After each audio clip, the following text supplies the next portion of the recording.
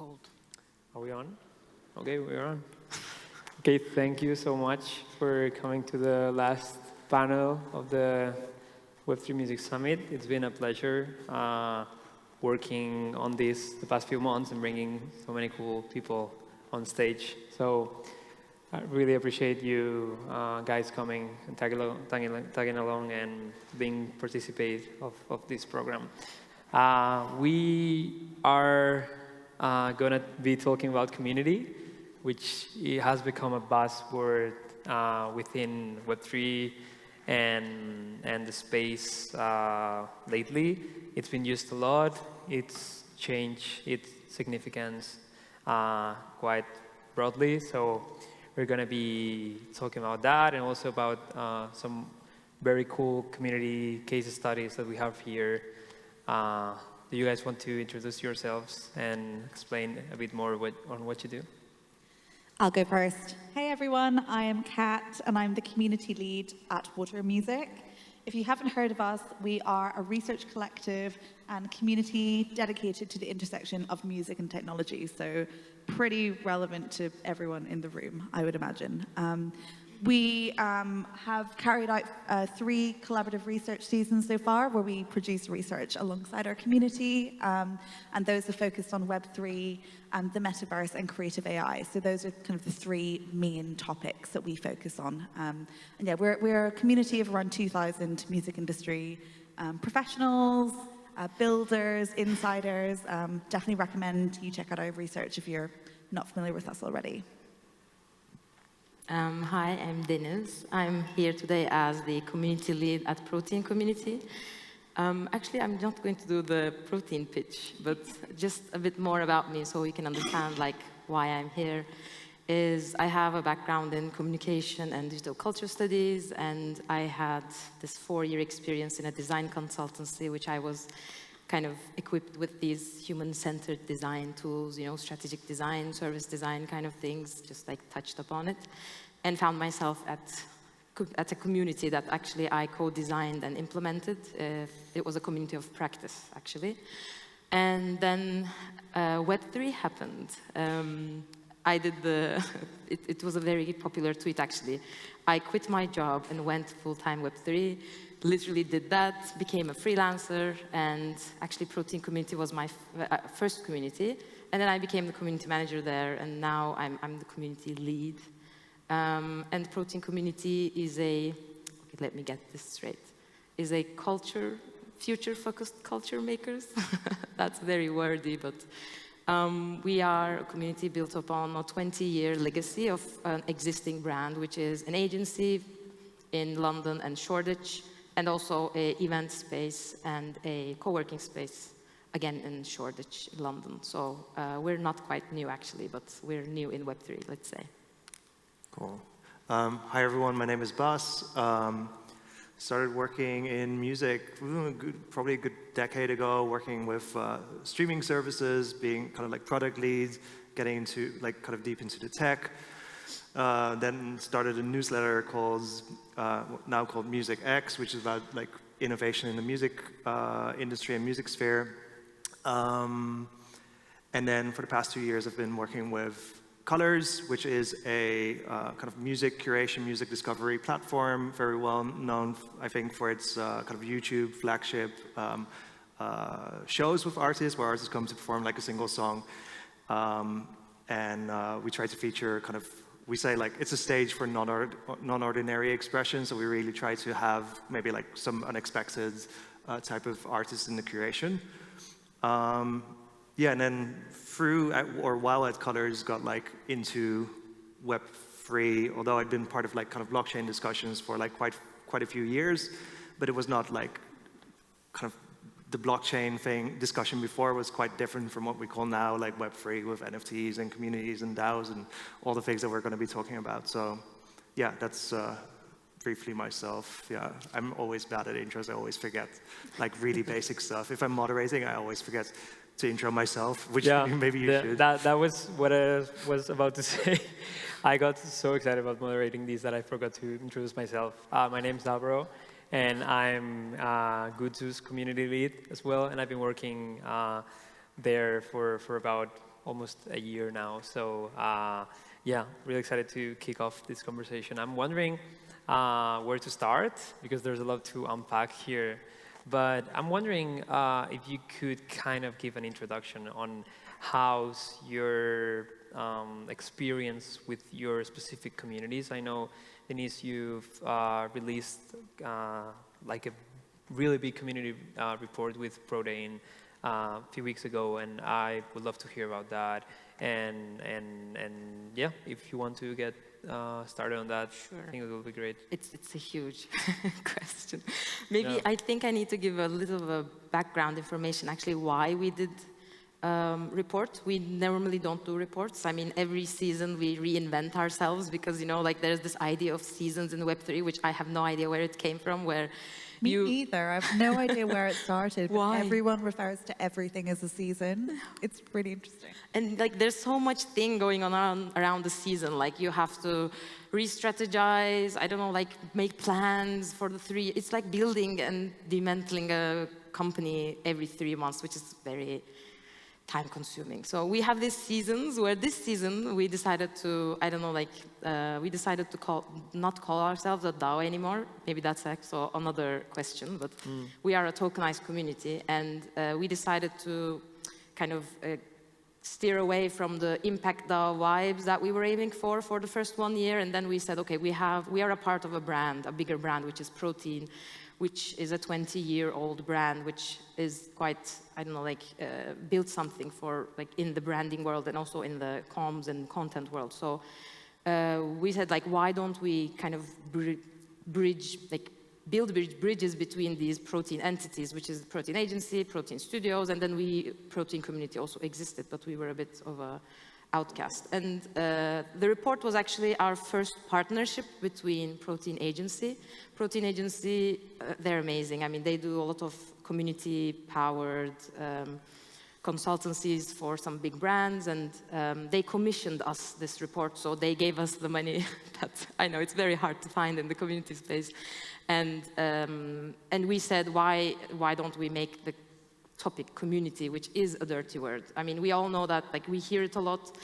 I think it has lost its meaning. It has lost what it connotates to. I mean, it means a lot of things to a lot of people now, and, you know, it's empty. So we said, why don't we write a report, or collaborative report with our community, with the help of agency, to, you know, redefine this buzzword that has been defined and redefined in the world that we live in. It was something. It was a 4-month period.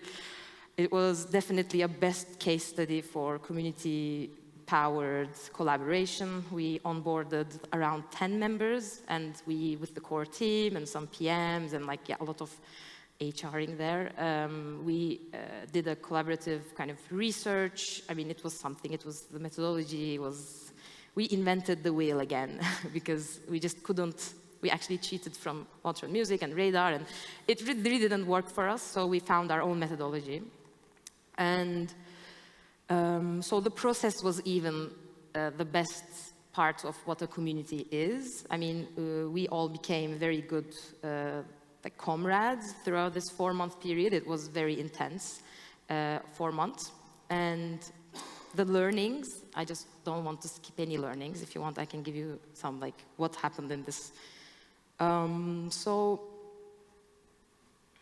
yeah, the best learnings, yeah, here they are. So we found out that probably it's not very new for people like who are active in the community space, but our audience is Web 2.5. I mean, Protein has an audience in Web 3 world and also in a Web 2 world. So we had to be kind of mindful of who our audience was. So our learnings were more on the, like, more general. So leadership is important, but a community should be able to survive without that specific one person that either governs or, I don't know, co-founded the community. And community managers don't want to be called community managers. They want to be called community cultivators, gardeners, builders. You know, like, everybody was very, like, off-putted by the community manager title. I think that's even another question that we can, I don't know, discuss further. And refocusing on engagement levels are not healthy. You should give space and time for your community members to hop back in, maybe disappear for some time and then come back again. Can be able to give you 3 days or sometimes only 3 hours. I mean, engagement, when you put it in metrics, is very unhealthy actually for a community. And transparency builds trust. I mean, we all know this, right? We work in maybe companies that a lot of things are happening in the closed doors where managers just take decisions and you're never a part of it, but then you always have to be the one who has to implement it, but you have nothing to say. And you know, we're always in this situation where we want transparency and we need it also to kind of function well and feel ownership toward the organization we're serving. So that was definitely something that we highlighted and also embedded within the report process. And the biggest mega learning, I think, is balancing clarity and flexibility in a community. So you should have a goal. You should have like a reason why people should be there. You should have a mission. You know, like this is not a party. I mean, this is something that people are there to give their time to, their attention to. But at the same time, you should never lose your flexibility. I mean, times change, bull markets, bear markets, economic crises, I don't know, like earthquakes, that was a thing in Turkey. I mean, things happen and people have a life on, like, communities and entertainment. At the end of the day, it's something that they do as extra into, like, add to their own full-time jobs.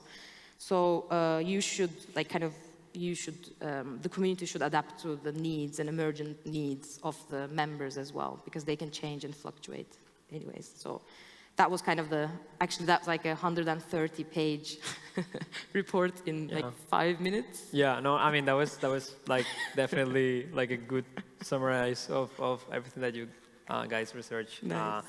Definitely something I would highly recommend checking out.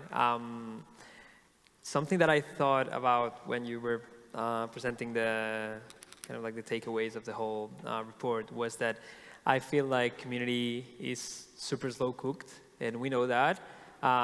First of all, I think we kind of have to define what community is for us in a way. It doesn't have to be a definition per se, but like I feel like a lot of people in the space and founders kind of think of community as this group of people that can convert into clients at the end of the day. And I think it's good that we kind of separate both. Clients can be community, and community can be clients, but it's not necessarily the same thing. Or audience. Yeah. So what I'm wondering here as well is like, what's your take on this? And also I want to ask you, Kat, specifically, because you've been nurturing the Water Music community, which is the first thing I kind of like recommend to anyone that's wanting to get a hold of the whole like Web3, but also like music and innovation space. And a lot of the conversations are happening there instead of like Twitter or other spaces, because I think people feel more themselves there and they can speak freely. So absolutely. Well, in Water Music, I think people are often there as an extension of like their professional lives. So I think that there is like a level of people are on their best behavior, I would say, when they're in Water Music. But I also think, like, especially around Web3, lots of like the social media discourse or the discourse that you see on Twitter like people are just taking things in like incredible bad faith, and people are reading, you know, things in the worst possible way they can. And I think one of the benefits of like semi-gated communities on platforms like Discord, even places like Telegram and Reddit, is I think there is like a higher level of trust in those platforms. People tend to give each other the benefit of the doubt a little more, and I think that's only amplified in a community like Water Music, which is small and niche, and also it's a paid membership, so people are really people are investing in the community, and I think it's kind of everyone feels that onus to make it like a pleasant and useful resource and a pleasant space to be. So yeah. I mean, how's everything changed since you started working on this till now? Like, how can you, like, one thing I'm wondering is like, how much of an effect does the community builder have on nurturing the community? Is it kind of like guiding? Is it because that's a question I've seen a lot lately as well. Like, is the community builder more like a person who plants the seeds, or is it someone that just checks out if the plant is okay? I think it really depends on the community. That's kind of a cop-out of an answer, but certainly with Water Music, I think Sherry's research and her writing, Sherry Hugh is our founder, and she's a journalist. She's a really great kind of like thinker and intellectual in the music and technology space, and especially around Web3. But I think that her work really set the tone for the discussion in the server, you know, that kind of like super like analytical, like curious, but open-minded. I think like a lot of that is set by her work, and that's the benefit of being a community that's attached to like a media brand or publication. You can kind of set the tone through your work, which is really useful, and it also means that you kind of have like a stream of things to discuss and kind of focus on as a community as well. Yeah, it's changed a lot since I started working there. I initially started working at Water Music on a very part-time basis just to produce a newsletter of everything that happened in the Discord server, all the conversations that were taking place there, because people who are Water Music members are super busy, you know, people who work at major labels, founders, people who work at tech companies, and Discord is an incredibly time-intensive app. Like, I would shudder to think at how many hours of my life I have lost to Discord. It is super time intensive, and it's also not the sort of app where you can like leave it for weeks and come back and expect to understand everything. Like, there is so much context collapse when it comes to Discord. That's a real downside with like synchronous apps like Discord, like messaging apps. But yeah, I would really recommend, if you are using Discord, just put stuff in an email. Like, it makes it so much more accessible to people. So what's your take on yeah, if you want, Did you say, yeah, just in the end, did you say just put stuff in an email?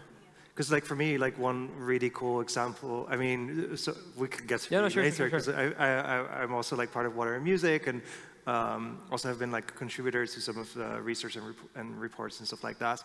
And one thing I really like is the kind of like roll-up of here's what's been happening in the Discord. Maybe you can like share something about this, because it's been such a good way for like a community member to just stay up to date. Yeah, absolutely. Yeah, I designed our newsletter.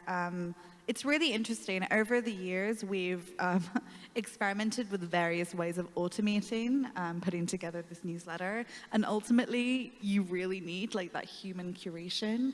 We tried to implement a system where we would include, include resources that had the most reactions in the Discord server. So, you know, people who had left the most emojis, but it was literally all memes. And we were like, this isn't useful.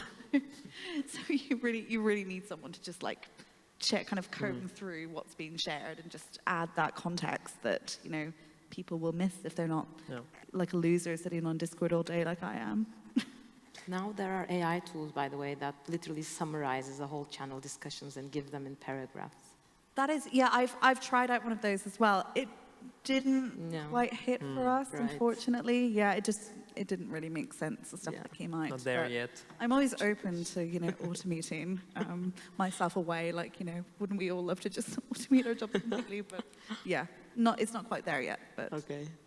Bas, I'm wondering what's like trying to nurture and build that community around a brand that already has, you know, I mean, of course, like you have wide experience on different communities also within the Web3 and music space, and I'm wondering like how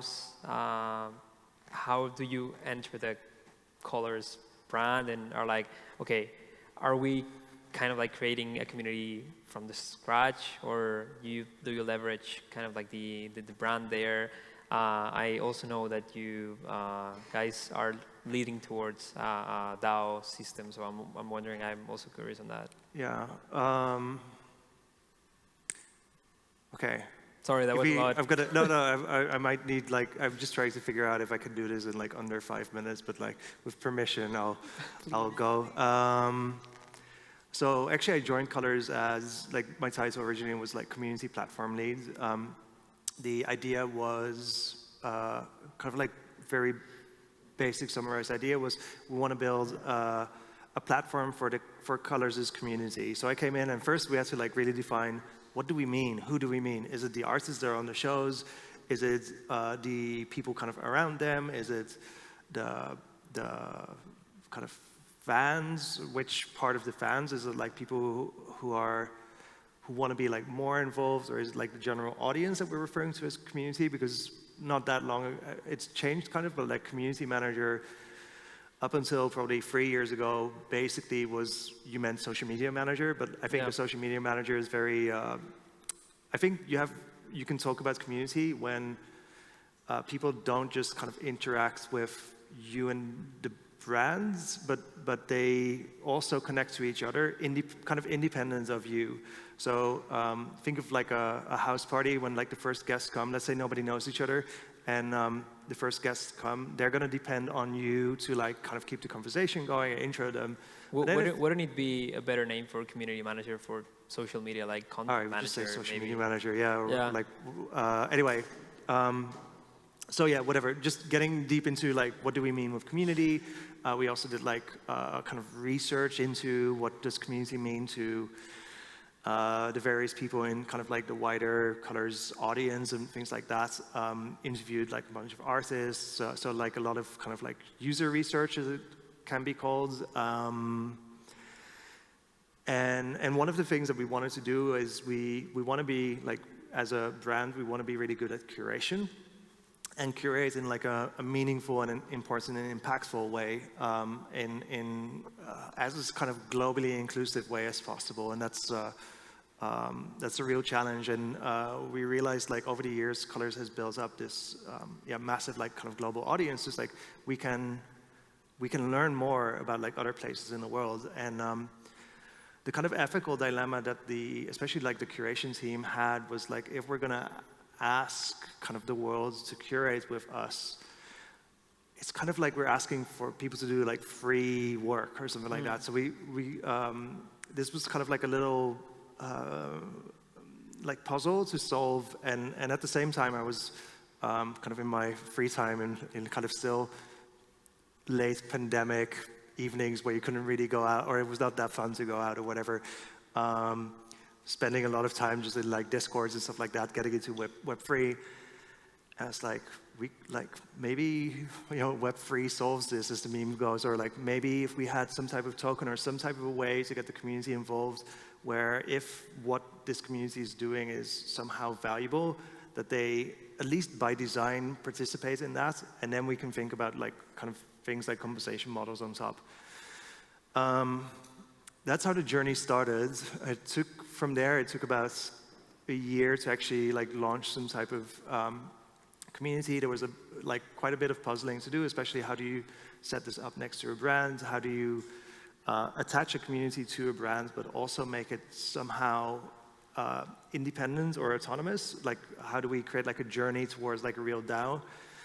And one of the concepts in that was like, we need to have this community develop kind of its own types of brands that we can then like spin off as their own entities that can really be community owned. Because like Colors, like the risk for this community, we were always open about this, and for me, this was like an important thing. The risk is if somehow this goes like wrong, Colors has like the trademark, so it can just be like, you're out, you cannot use this brand anymore, and now and then you can take away like a lot of kind of the thing that was like really empowering that community. Colors could take that away quite easily. So it's like, okay, we need to, from the beginning, we need to create strategies so that it's really, so that aspects of this can really be owned by the community itself. So that's kind of like the roadmap we embarked on at that time. Like that was kind of the foundation, how we thought about like, how do we do that? So one question was like, is Colors becoming a DAO? Was like, no. Is Colors, we wanted to be more inclusive of our community, but like that entity needed to be separate so that the community can actually kind of own itself. As we kind of, where I kind of wanted to take that is like, if we can create like something really valuable with that, we can get Colors as it has existed before, to depend more on its community, to ask the community for like resources, for example, for funding to shoot more shows and stuff like that, and have like Colors depend more on something that's kind of governed by community to do what it's doing. Yeah, like that. There's kind of like the intention, like the directional thought, but it's. I was quite jealous of like communities that were like kind of Web3 native, that didn't have like the legacy of a brand and stuff like that. It felt like, wow, you have so much freedom. On the other hand, it's like nice to have like the Colors brand because a lot of doors open for you, but like it comes with like a lot of restrictions, a lot of existing processes, IP, like a lot of organizations, they could kind of get away with not caring too much about copyright. But like, we're at Colors, we have to like do things really properly. We can't like just bootstrap everything and be like, yeah, we'll worry about like the right stuff later. So like, yeah, that was kind of like those were some of the challenges there, yeah. And some of those were actually pretty challenging to explain to that community, but it's like, look, we had to just explain like, look, this is what makes this particular organization unique. It's not the same as other things. It comes with these benefits, but there's also these drawbacks. And yeah, it was really important to be very transparent about that. And also, in communities, if you're being transparent, you need to repeat these things very often because people join all the time. People kind of hit the same moments of like maybe feeling like perhaps like a little disillusioned or something like that. It happens with every community and every person. Where it's just like, oh, things are not as nice as like how they look from the outside. Like things can be very, yeah, they say like, there's this expression, what's it, like to see how the sausage is made.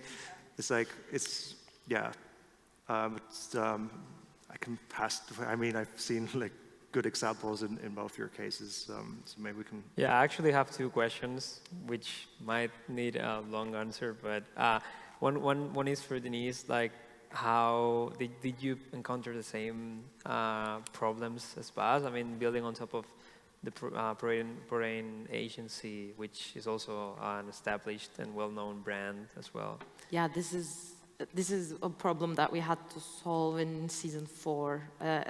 Because, yeah, so exactly, plus wanting everything you said, we definitely had the same problems. But at least it was less of a rigid structure for us because the founder of Protein is also our core team member. So, I mean, we had all the playground we had because, like, I mean, Will was already there, like, letting us do whatever we want. So that we were, like, more relaxed on that sense. But, of course, like, Protein agency, so back, like, before this report, I said that, you know, our first year we were trying to kind of become like an impact DAO with a mission of disseminating the ideals of what good growth is, which was actually great. I mean, we had our manifesto, and that's what we think we were doing for the rest of the community, for the rest of our maybe years to come. But I mean, we started to get more laser focused on being impact DAO. So then people who were coming because of the Good Growth manifesto that we were actually kind of like putting out to the world.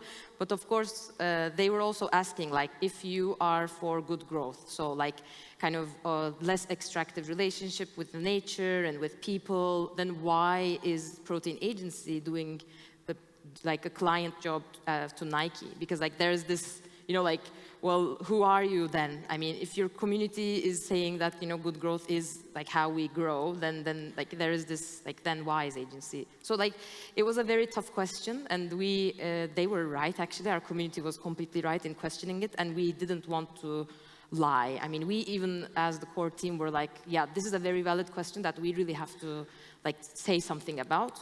So that's why we dropped DAO. We said, okay, let's be frank. We're really not a DAO because we're not working towards decentralization, because not every decision taken by our community can be implemented because there's a bigger stakeholder involved, which is the Protein brand. So you cannot just, and they're also the financer of the community, right? I mean, every community is poor.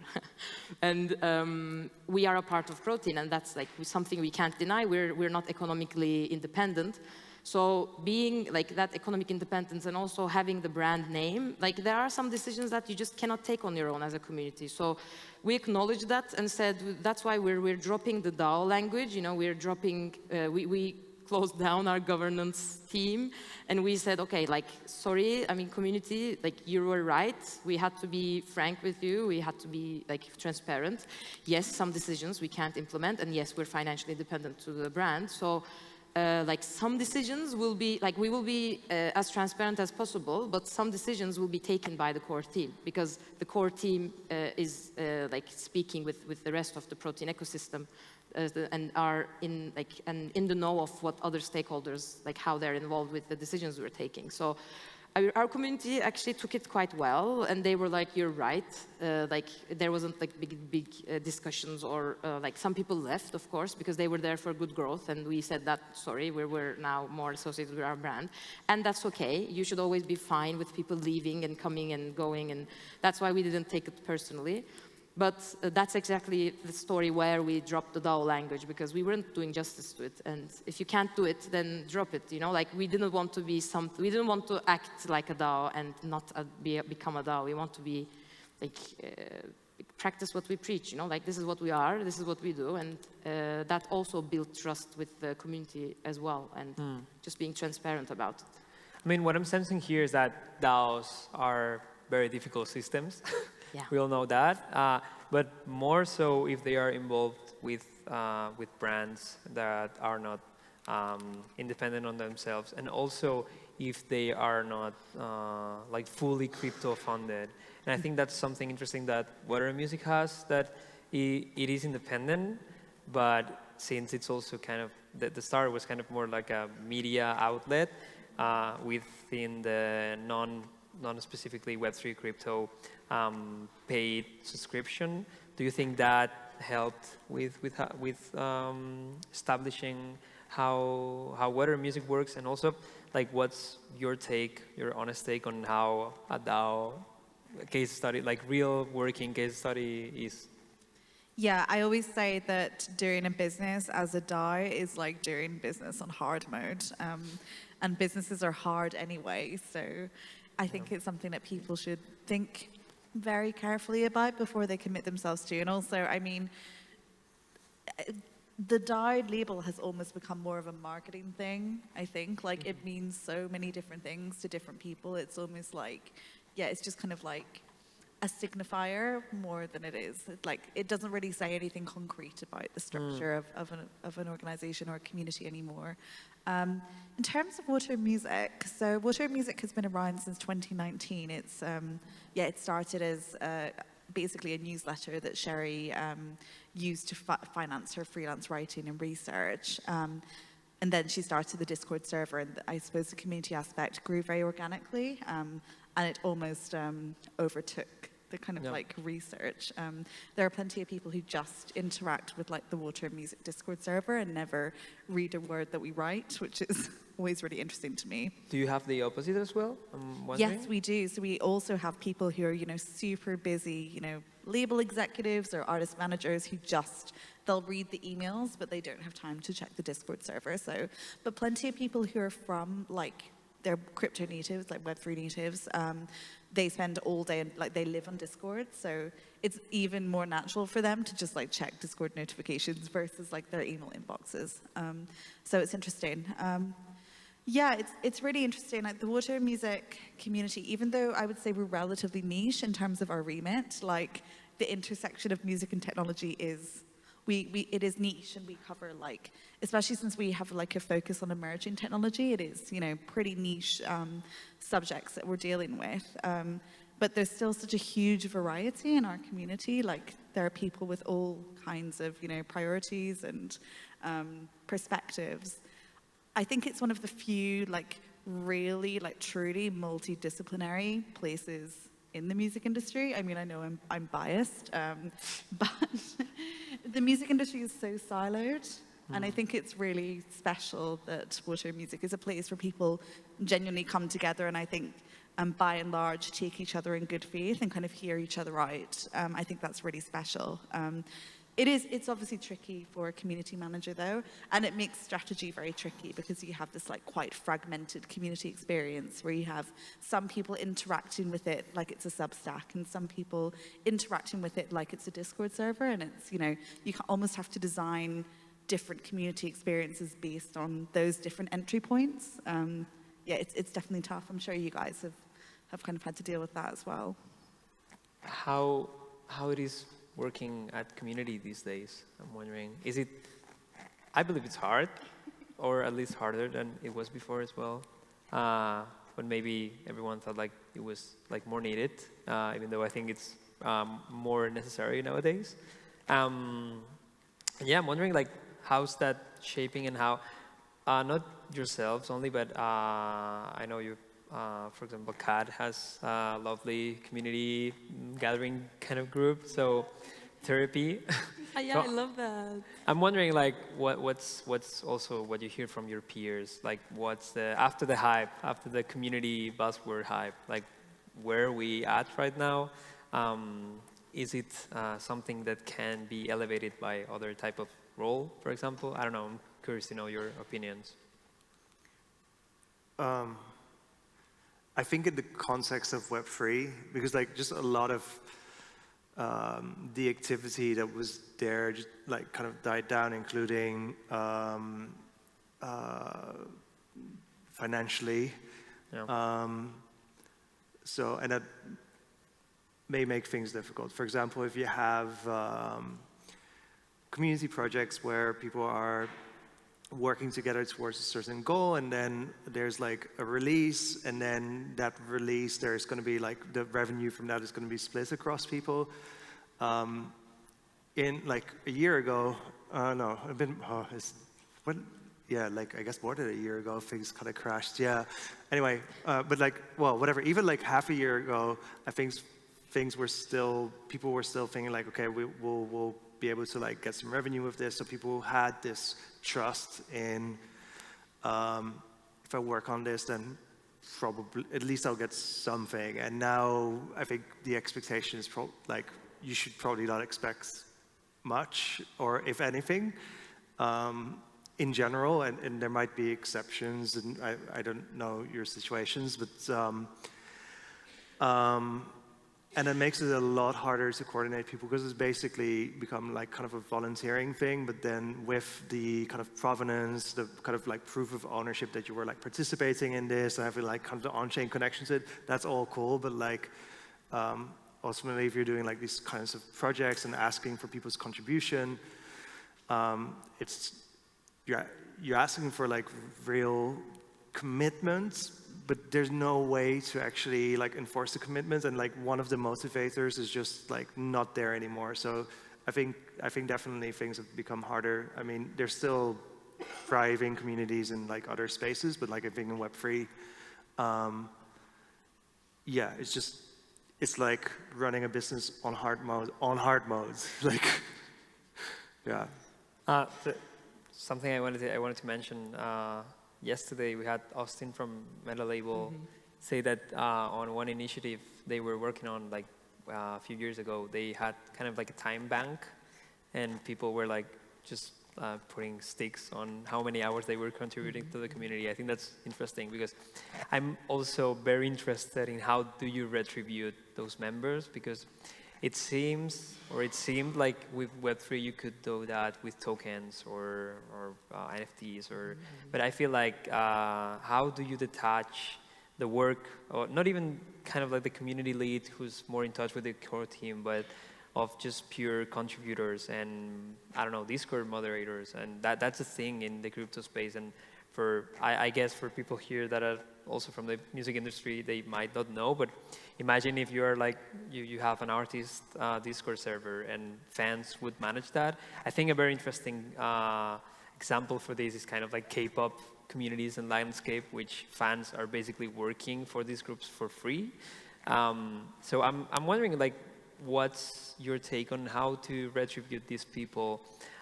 Is it something that is gonna be like volunteering forever, or kind of like a charity, just hobby kind of thing, or I don't know. What's your experience on that? If you want to add anything. I mean, maybe it's important to like mention that there's a very thin line between working and contributing. Because in a community, you can be contributing just like, I don't know, writing a question or commenting on something. But when things get serious, for example, editing an article, or like something that you would pay someone to do, which in our case, because most of our community members are from the creative sector, they're mostly freelancers, they're creative founders, creative, strategists, and they are used to getting paid for the work, which we should all be, to the work we put. And this, because they are our audience, we always got like this question, like, how am I compensated? And so we always had to be very mindful of that thin line between like just being there, sticking around, coming to our events or, our online or offline events. Like that is, of course, that's voluntary and that's entertainment, that's free.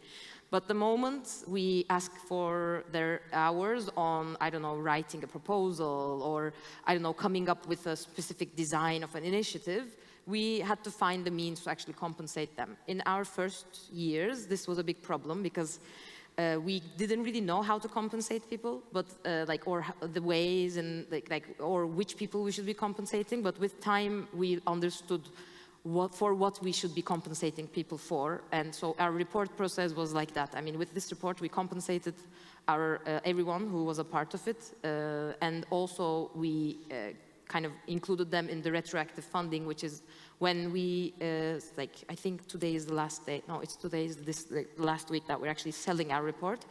We also said that, okay, you're going to get a percentage from the revenue of this NFT sales, which will give access to the report. So there are creative ways. It's, by the way, never enough. We can never pay people the time that they actually deserve, because we also don't have that much source, but I think it's just fine balance between, understanding when to compensate and when not to. That's super interesting. You guys have something to say about that, or? I just wanted to add that I think it's really interesting, there was definitely like a time period where people were, tweeting lots of stuff about how DAOs were like the future of work, and lots of the rhetoric around that sounded exactly like the gig economy. It was almost indistinguishable from arguments that are made for the gig economy, and I think that's something that you just have to be very careful of. Like, overly casualized work can be just pretty toxic and harmful. I think it's good to be aware of that. Yeah, I mean, it's being like a freelancer, but not really having that validated by who you're working for. That's super interesting. Do you guys did anything about that with colors, or was it more just a core team work on your end? Actually, maybe first still on that last topic, because you mentioned, for example, like K-pop fans doing stuff. Yeah. If people have like a certain motivation to do a certain thing already anyway, why make it more complicated? Because you're absolutely going to make it more complicated if you're going to add compensation models, and the remuneration might be really minimal. It might not make a difference in how anyone lives. It might not even, maybe they can have a couple of drinks more in if they go out or something like that. But it's often, I think, not very significant. But what you do then create is kind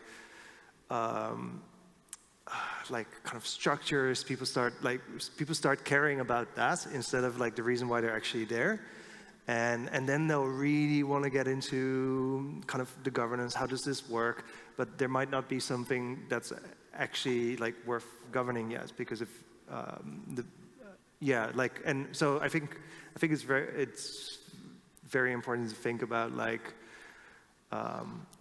why to bring this kind of ability to capture value in, because it can complicate things.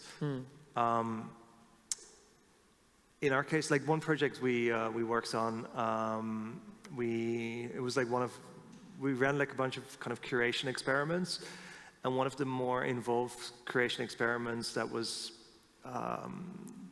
really also kind of linked to what colors is doing in general. It was, last year we recorded a number of our shows in Vietnam, and we did a really large survey which we spread through like Instagram ads to like young people in Vietnam, so like learn more about like what is important music to them, what is like music that should have a stage, that should have like local music that should have like a local stage, but also local music that should have a global stage.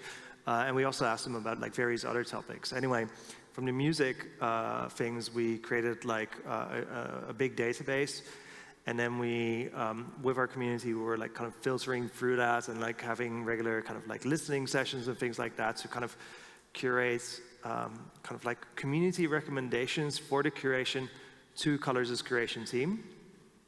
But what we wanted to figure out, but it was really hard because of like various timelines, was like how do we then maybe have like some of the money that these shows make kind of kick back to these contributors, kick back to like treasury. But that's really hard because before one of these shows makes money, it's like it's going to get like distributed to like streaming services. It takes ages to get paid, and then how do you do that in a transparent way? And it might also mean that we'd have to, if with transparency, like explain like certain deal terms and which maybe artists might not be comfortable with, and all that stuff. So it's like, okay, how do we? And it would still be like pretty small sums of money. So it's like, how do we avoid making like this whole giant thing to do for like really relatively small amounts of money? So we had like a phase 2 where we're like, okay, now we're going to look for visual artists, and kind of one of the goals besides like doing curation was like we wanted to create more stages for expression. So we have this like stage that's like the YouTube channel, which is like music. It's like, how can we bring visibility as a community to like visual artists, for example, as well as like kind of other topics. And with those visual artists, the idea was we're then going to pick a few and we're going to drop like NFTs with them. We're going to use these shows to bring attention to those NFTs, and then from that revenue, we'll kick back something to the contributors of the project. It took like actually a very long time to like kind of complete that, but we did go towards like a kind of completion. I think the revenue is currently in smart contracts, and I think for most of the contributors, the gas to get the revenue out is more than the revenue that they can actually get out. So it's like that's unfortunate, but you know, I think in those situations it's really important to be really clear. It's like, here's how we're going to do it, there's a second point I want to make there. I'll get to it in a second, but like you have to be really clear in how you're going to do it, and also really clear like, look, this might not make anything. It might flop, or it might just, well, the whole crypto world might collapse in the meantime, and Ether can devalue and stuff like that. But like, I think it's really important to set realistic expectations, and also not to make assumptions that people have realistic expectation, and really drive it home, like, here's what it is. And there's a second thing there, which I think is a lot of people kind of approaching these communities and DAOs and stuff like that. There's this kind of very egalitarian mindset, which is good, is important, but what it creates is that people often find it really, they don't want to set too many boundaries. And if you have like really open-ended projects, it does not work. It does not work. It really does not work. People hate it. Everyone thinks they'll like it, but it's like, it doesn't work. Like, the more you can specify, the more you can define it, create like a really clear rhythm, like really clear kind of agreements. If people miss the deadline, like, too bad, we're on to the next phase, and this has been clear from the beginning. You might make exceptions where like you postpone stuff, but like, it's really important. The more boundaries you can set, and like, you know, all no hierarchy, but like really like psychologically it's so important for people in these kinds of like informal organizations. I just want to jump in on that. That's such a good point. And you used a really great phrase earlier about people like seeing how the sausage is made. Like, I do think often people like the idea of having access to these communities, to like the inner machinations of these communities, more than they like the experience of it. It's quite interesting. One thing I've seen time and time again in DAOs is community members volunteering to take on stuff like marketing and social media work. And it's really interesting because I mean, I have a traditional social media background, so I could be completely biased here. But I think decentralized social media doesn't work. Like, you need to have a consistent tone of voice when it comes to running a social media account. When it comes to email communications, like, your tone needs to be consistent, and it's very hard to decentralize tone and taste. Like, those are things that there needs to be some strategy around it. I mean, if you want to disagree with me, please do. But. I agree. But? Because I want to be friends. But like, I think there's some maybe caveats. Like Meta Label, they released this bot chorus where like if certain messages in like a Discord channel get enough like kind of upvotes, it gets tweeted.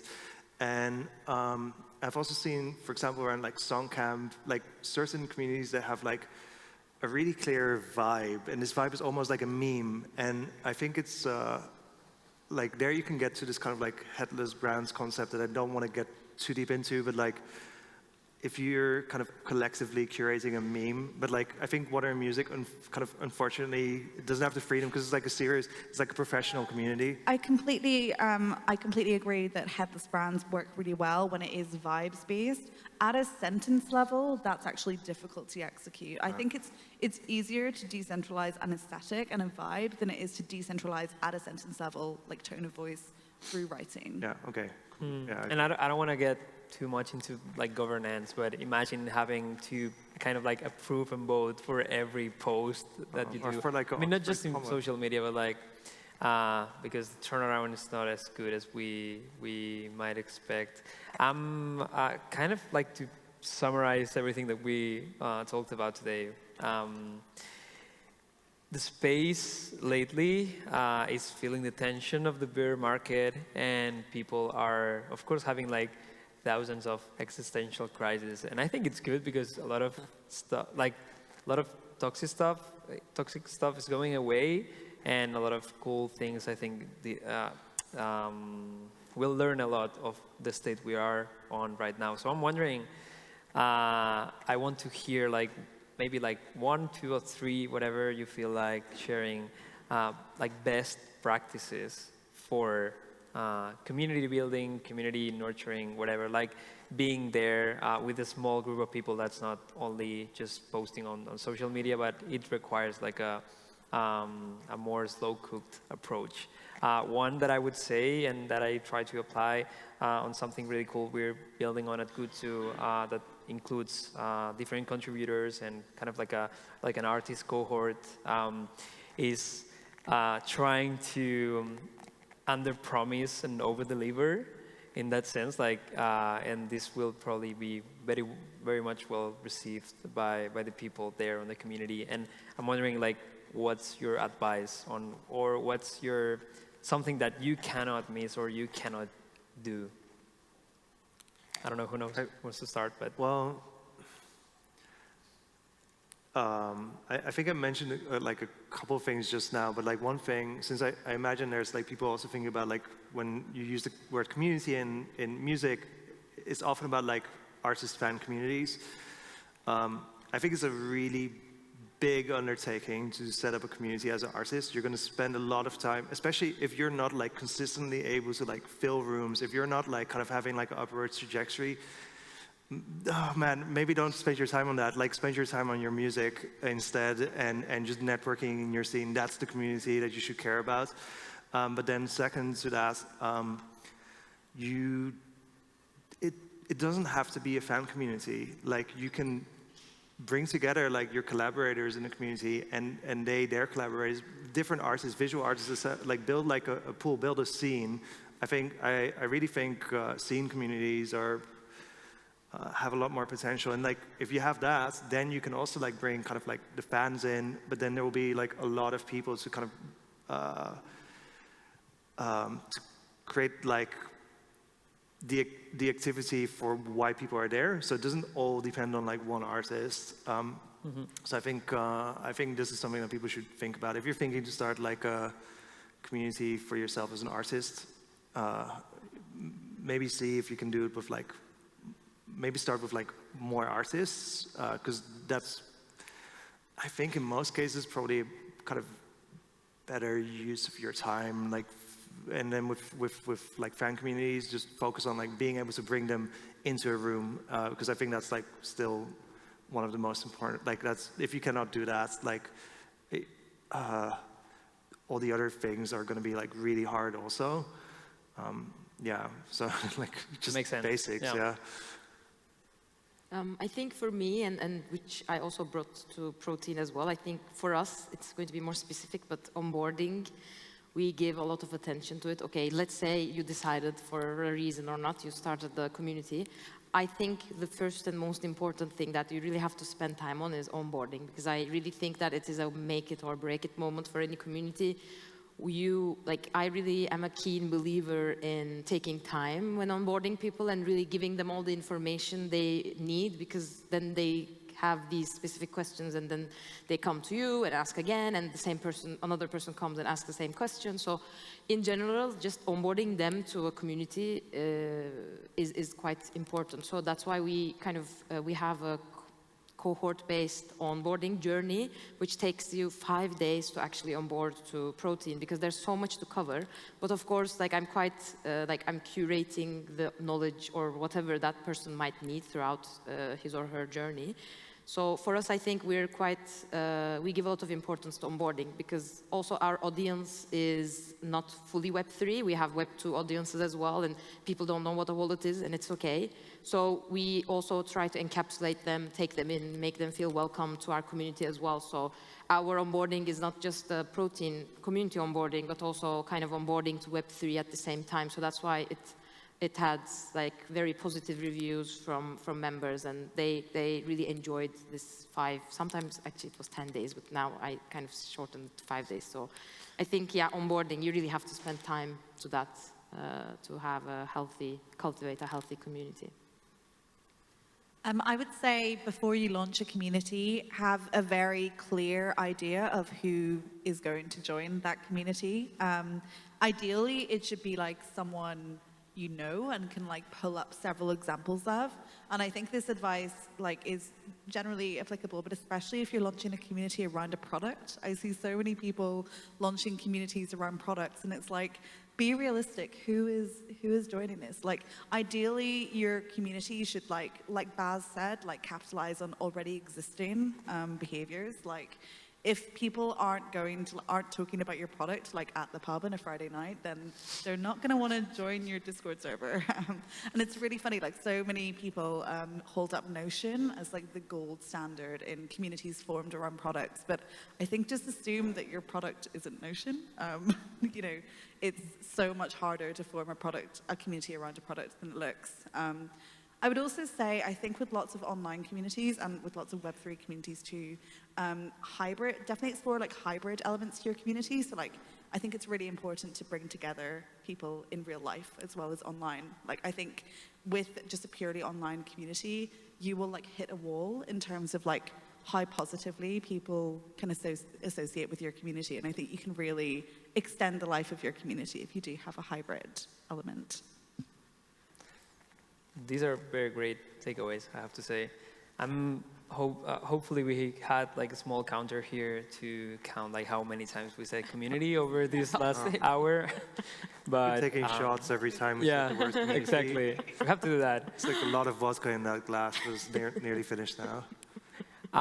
We're opening up for questions if anyone wants to ask anything. If not, we're just going to wrap it up. Okay. Yeah, sorry. Hey guys, I got a two-part question, and I'll start with Baz, because you mentioned building community out of a scene, and I'll give you a little why I'm asking a two-parter. I work with artists in the indie and electronic world who've been around for maybe 30 years to the ones that have just come out. and it's two different problems. With, let's say, the more legacy or older bands, they're struggling at the moment with their Web3 products right now that they're releasing. As in, like, the question that my team gets all the time is, all right, so we got to build up Discord, and how do we do that? Because our fans are old school. And then with the new artists, it's quite the opposite, because they're so digital, but they haven't even toured or been out there yet in IRL. And so my team is constantly like, okay, well, how do we educate on this? And we still have yet to find that answer, because every agency or every community management we've ever spoken to has a different way of, approaching it. And I was wondering if you guys, starting with Baz, what would you say would be a way to approach that when you're looking at really two different sort of businesses within there? Were you involved with the Nike thing with Protein? The swoosh Yeah. project. Yeah, it was the agency SubDAO that. But were you involved in that? No, I wasn't. Because I think that's such a good example. Right. For this, do you want to? Like, Yeah, no, I think you might have like a better way of answering this, because like I've seen Protein work on like something that's. We did like work for it, but I was barely involved in it. I mean, I just know I don't know the specifics. I mean, so one problem, and that will get solved over time, but like it needs just developments, is if you're doing Web3 things and you're asking people to interact with it, it comes with a lot of friction, like really a lot of friction. They have to learn like all these things. Like it's actually crazy. There's like wallets, cryptocurrency, Ethereum, like go to Coinbase, send it to your MetaMask. All these words are new and complicated. It's easy to make mistakes, because you're going to send, like, you're going to get Ether, you're going to send it to your wallet, and then you realize, oh, you've paid gas, so you don't have enough. Then you send some more, and then you're like, oh, I need to pay gas on that transaction too, so they need to send more. So like, just like that first transaction is like really painful. So this means like, with this friction, like whatever you're doing, people have to really care about it. It needs to be like really exciting, or you're only going to be able to appeal to a segment of your fans that's just genuinely really curious about these types of things. So I think, I mean, speaking from like Color's perspective, it's a really small segment of the kind of like greater Colors audience that actually like cares enough about this. I think there's also ways to do things where you can set up like tiers of involvement. So if people really want to go deep, they can like onboard themselves to Web3 and go like deeper. I think like Water Music is a good example there.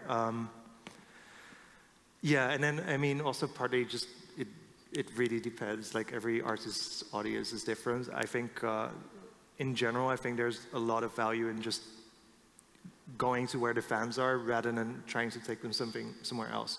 The positive part of the answer is people are working on these problems. People are trying to like layer 2 chains. They're going to make the gas fees come down. They're going to make it easier to create like new wallets. Wallets will feel less like some weird kind of like crypto product and something that's like a little bit more similar to the user experience that we're used to. So a lot of like really smart people, really well-funded companies are working on these problems. So over time, like those things will get ironed out. I think it's worth like experimenting with it now, but I think as like a really, it's not really mature enough to really go beyond like an experimentation phase, I think. Yeah, Cooper would disagree maybe, but I think he's the only one that would, he's very optimistic. I mean, you can just do a design research, just ask the fans, like what they want to see, where they want to be, what they want, you know, just ask them.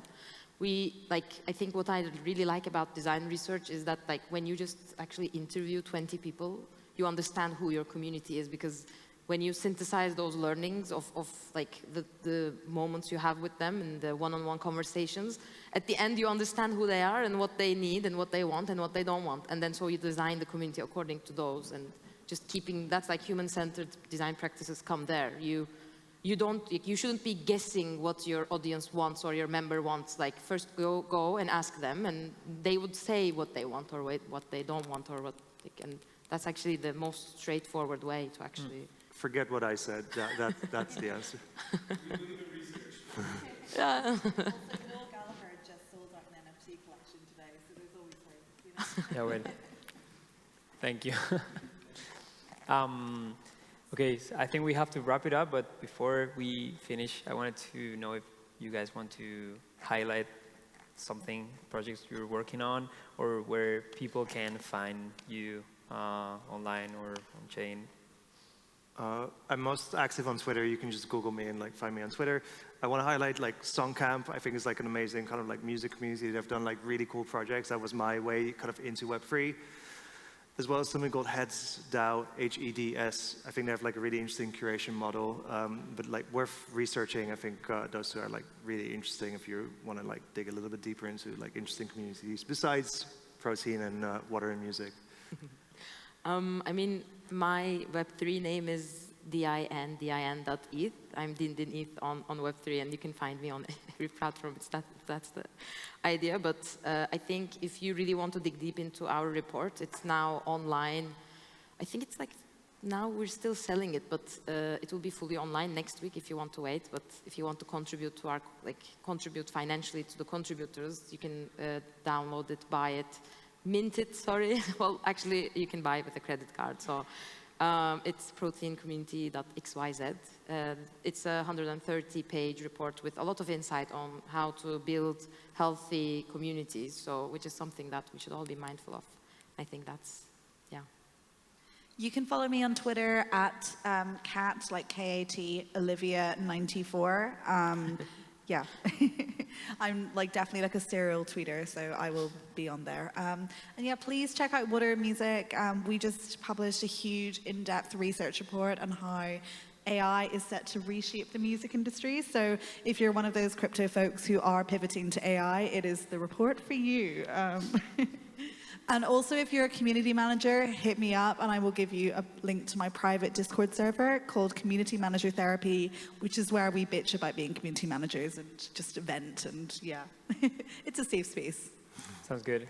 Well, you can find me on anywhere by I am Alvaro Delgado, my full name, so hit me up, and also feel free to follow along what we're doing with GUZZU at We Are GUZZU everywhere. Because we're really trying to do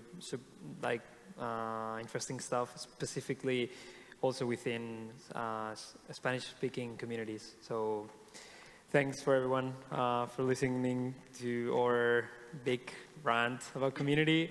Hoping it was useful, and yeah, thank you for being here. I appreciate you. Thank you for the invite. Thank you.